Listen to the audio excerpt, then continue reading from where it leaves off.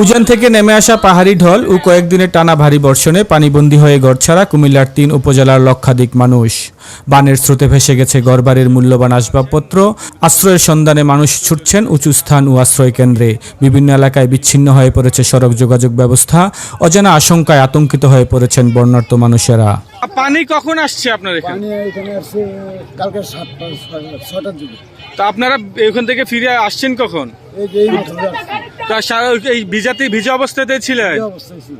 পরিবারকে সহযোগিতা করেছেন? এখানে মোটামুটি হচ্ছে এই সপ্তাহের বাড়ি ছিল, আমরা একটা গণনা নাই, আমরা যতটুকু পারছি আমাদের হচ্ছে একটা টিম ছিল, টিমের মোতাবেক আমরা কাজ করছি। আর এখানে পার্শ্ববর্তী অনেকে মানে 10 জন 15 জন করে এসে আমাদেরকে হেল্প করছে এখানে।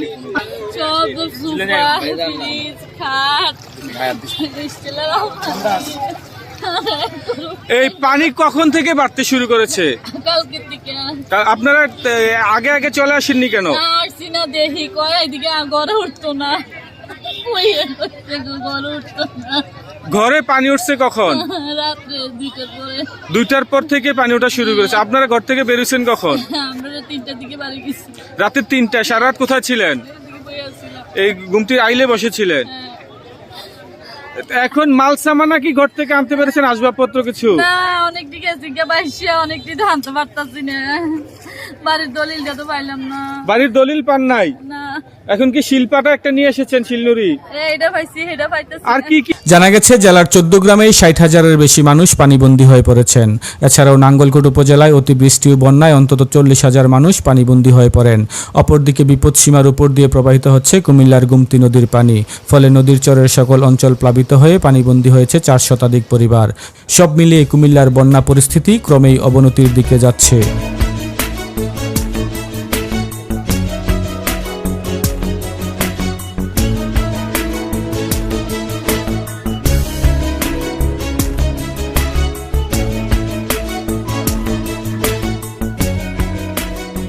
সূত্র বলছে, টানা বৃষ্টি ও ভারতের উজানের পানি খালগুলো দিয়ে ঠিকমতো নিষ্কাশন হতে না পারায় কুমিল্লার 14 গ্রামে আকস্মিক বন্যা দেখা দিয়েছে। যার কারণে 14 গ্রাম পৌরসভা সহ উপজেলার 13টি ইউনিয়নের প্রায় 60,000-এর বেশি মানুষ পানিবন্দী হয়ে পড়েন। বিচ্ছিন্ন হয়ে পড়েছে আঞ্চলিক সড়ক যোগাযোগ। বন্যার পানি প্রবেশ করেছে উপজেলা পরিষদ ও স্বাস্থ্য কমপ্লেক্সে, যার কারণে চিকিৎসা সেবাও বন্ধ রয়েছে। বন্যার পানিতে ভেসে গেছে উপজেলার বিভিন্ন মাছের প্রজেক্ট, দিঘি ও পুকুর। মরে গেছে বেশ কয়েকটি পোল্ট্রি ফার্মের বিপুল পরিমাণ মুরগ। 14 গ্রাম উপজেলা নির্বাহী কর্মকর্তা মোহাম্মদ রহমতুল্লাহ জানিয়েছেন, 14 গ্রামে 28টি আশ্রয় কেন্দ্র খোলা হয়েছে। এছাড়াও উপজেলার সকল শিক্ষা প্রতিষ্ঠানে বানবাসী মানুষকে আশ্রয় দেওয়ার জন্য নির্দেশ দেওয়া হয়েছে। বন্যার্ত মানুষের মাঝে ত্রাণ কার্যক্রম চালানো হবে। অপরদিকে বন্যা ও বানবাসী মানুষের একই চিত্র দেখা গেছে জেলার নাঙ্গলকোট উপজেলায়ও। টানা বর্ষণ ও উজানের পানিতে তলিয়ে গেছে বিস্তীর্ণ ফসলের মাঠ। পানি উঠেছে বাসাবাড়ি সহ সরকারি বেসরকারি বিভিন্ন স্থাপনায়। এতে করে পানিবন্দী হয়ে পড়ে এই উপজেলার 8 থেকে 10,000 পরিবারের অন্তত 50,000 মানুষ। নাঙ্গলকোট উপজেলা নির্বাহী কর্মকর্তা সুরাই আক্তার লাকি জানিয়েছেন, এই উপজেলায় বানবাসী মানুষের আশ্রয়ের জন্য আমরা 54টি আশ্রয় কেন্দ্র খুলেছি। এছাড়াও বিভিন্ন শিক্ষা প্রতিষ্ঠানেও বন্যার্ত মানুষকে আশ্রয় দিতে বলা হয়েছে। তিনি বলেন, টানা বর্ষণের কারণে বন্যা পরিস্থিতির উন্নতি হচ্ছে না। বন্যার্তদের মাঝে ত্রাণ সামগ্রী বিতরণ করা হয়েছে। আরও ত্রাণের জন্য জেলা প্রশাসকের কার্যালয়ে যোগাযোগ করা হয়েছে। এদিকে বুধবার ভোরে আকস্মিক বন্যার পানিতে তলিয়ে যায় গুমতি নদীর চরগুলো। সকালের পর থেকে নদীর পানি বিপদসীমা অতিক্রম করে প্রবাহ শুরু হয়। সংশ্লিষ্ট সূত্রে জানা গেছে, ভারতের ত্রিপুরা রাজ্যে ভয়াবহ বন্যা চলছে। এর ফলে গোমতী নদীর উৎপত্তিস্থল ভারতের ডম্বুরা লেকের বাঁধ খুলে দেওয়ায় ত্রিপুরার বন্যার পানি নেমে আসে কুমিল্লার দিকে গুমতি নদী দিয়ে। এর ফলে গুমতি নদীর পানি বৃদ্ধির সাথে সাথে নদীর চরের সকল অঞ্চল প্লাবিত হয়ে পানিবন্দী হয়ে পড়েছে 4 শতাধিক পরিবার। হঠাৎ আমরা এই আসরের নামাজের পরে দিয়ে মাগরিবের আক্কার দিয়ে মনে করেন, আমরা তো মনে করছি যে বৃষ্টির পানি কমে যাইব, এতে পানি হয়ে গেছে। এর ভিতরে হঠাৎ বাড়তে পানি হয়ে গেছে 3 ফুট 4 ফুট পানি। এই জন্য আমরা তো মাল সামান্য কিচ্ছু বাইর করতাম পারছি না, সব তো আমরা পানির তলে।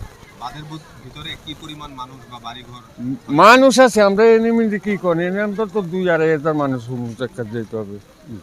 এই পুরো এই থেকে বাঁধের এই আমরা এই সাইডের থেকে ব্রিজ পর্যন্ত আমরা ওরা 2,200 মানুষ কম করে দিই। তো আমি তো মনে করেন চাকরি করি, এখানে জায়গা নিচ্ছি একটু সামান্য আশ্রয় খোঁজার জন্য, কিন্তু এখানে তো কোনো সময় পানি ওঠে নাই। এবারে অনেক পানি উঠছে, তাও হঠাৎ করে সকালে বাড়ছে। আর বিকালে আসছি, ভাবছি যে পানি উঠবো না, তাই হঠাৎ করে সকাল থেকে পানি বাইরে গেছে। আমার সব কিছুই রয়ে গেছে, ফ্রিজ, টিভি, ফার্নিচার যত আছে সব, কোনো কিছু বাইর করছি না আমি। এই যে শুধু এই অফিসের আইডি কার্ড আর টিয়া খালি আনছি, আর কোনো কিছুই আনি না আমি, সব রয়েছে আমার। শিরিন। আর এখানে প্রশাসন কি ধরনের ব্যবস্থা নিচ্ছে? আচ্ছা, আপনাকে ধন্যবাদ। আমাকে রাত 11টা থেকে রাত 3টা-4টা পর্যন্ত সরাসরি গোমতী পারে থাকার জন্য আমার ইউনূস স্যার নির্দেশ দিয়েছেন। সেই অনুযায়ী রাত্রের যে বিভিন্ন জায়গায় ঝুঁকিপূর্ণ পয়েন্ট আছে, ওই পয়েন্টগুলোতে আমি রাতে আমার উপজেলা নির্বাহী অফিসার জনাব রোমেন শর্মা স্যারের নির্দেশে আমি এখানে ছিলাম এবং স্থানীয় জনগণ এবং যুবকদেরকে নিয়ে, শিক্ষার্থীদেরকে নিয়ে এবং জনপ্রতিনিধি মাইনুদ্দিন মেম্বার সাহেবকে নিয়ে আপনার কামারখাড়া ব্রিজের এই পাশে গোমতী নদীর উত্তর পাশের বাঁধে কয়েকটা পয়েন্টে আমরা স্থানীয় শক্তি দ্বারা এটা পুনঃমেরামত করে নিচ্ছি।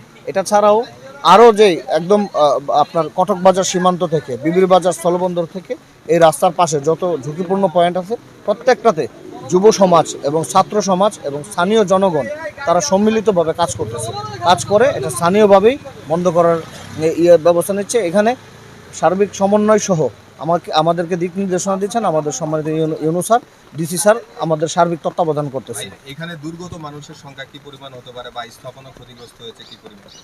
এখন পর্যন্ত আমরা এটা নির্ণয় করিনি। এখন পর্যন্ত যারা বাঁধের ভেতরে আছে তাদেরকে সেফ আপনার পাস করায় নিচ্ছি আর কি, মানে তাদের সেফ অবস্থানটা নিশ্চিত করার জন্য আমরা কাজ করতেছি।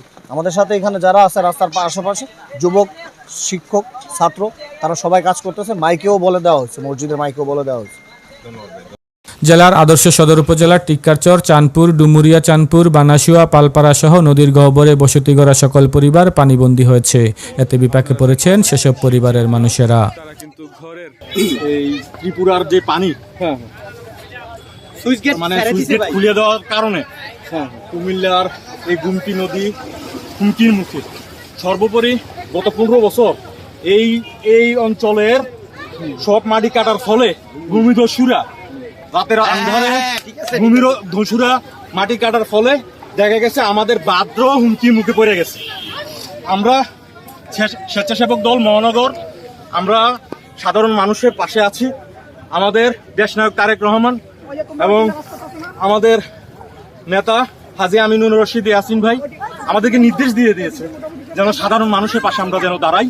আমাদেরকে খোঁজ খবর নিচ্ছে আমাদের মহানগর বিএনপির সম্মানিত সদস্য সচিব ইসুফুল্লাহ টিপু ভাই এবং সাবেক স্বেচ্ছাসেবক দলের সভাপতি নিজামুদ্দিন কায়সার আমাদের কিছুক্ষণ পর পর সহযোগিতা কি লাগবে নির্দেশনা দিচ্ছে। ইনশাল্লাহ আমরা স্বেচ্ছাসেবক দল, আমরা সাধারণ মানুষের পাশে আমরা আছি। কি পরিমাণ জায়গায় পরিদর্শন করেছেন এবং কতজন সহযোগিতা করেছেন? বাঁধ ভেঙে গেছে, কালাপুর মাজারের ওইদিকে আমরা ছিলাম, ওই জায়গাতে আমরা মাটি সাধারণ যে মানুষ আছে তাদের পাশে দাঁড়িয়ে আমরাও মাটি কাটছি এবং তাদের পাশে ছিলাম। মোটামুটি একটা টেম্পোরারি বাঁধ আমরা শুরু হয়ে গেছে ওই জায়গাটাতে। আমরা সবাই মহানগর স্বেচ্ছাসেবক দল কেটে তাদের পাশে থেকে আমরা ওই জায়গা থেকে আসলাম মাত্র। কুমিল্লার কাগজ নিউজ ডেস্ক।